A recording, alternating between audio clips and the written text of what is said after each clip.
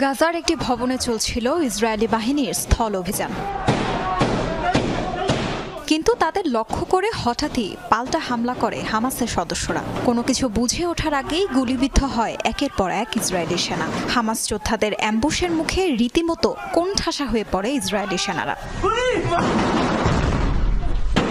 প্রাণ বাঁচাতে ক্ষতিগ্রস্ত ভবনটির একটি কক্ষে আশ্রয় নেয় আইডিএফ সেনারা, কিন্তু তাতে যেন রক্ষা নেই। সেই কক্ষ লক্ষ্য করে একের পর এক গ্রেনেড ছুটতে থাকে হামাস যোদ্ধারা। ছোট্ট কক্ষে আটকে পড়া ইসরায়েলি সেনাদের ওপর যেন রীতিমতো নরক নেমে আসে। একপাশে চলছে হামাস যোদ্ধাদের গুলিবৃষ্টি, অন্যদিকে নেই বের হওয়ারও কোনো পথ। গাজা ইসরায়েলি বাহিনীর চলা অভিযানের এই ভিডিও নিয়ে নেটিজেনদের মাঝে চলছে তোলপাড়। বিভিন্ন গণমাধ্যমের দাবি, দুই পক্ষের মধ্যে হওয়া লড়াইয়ের এই ঘটনা গেল মাসের।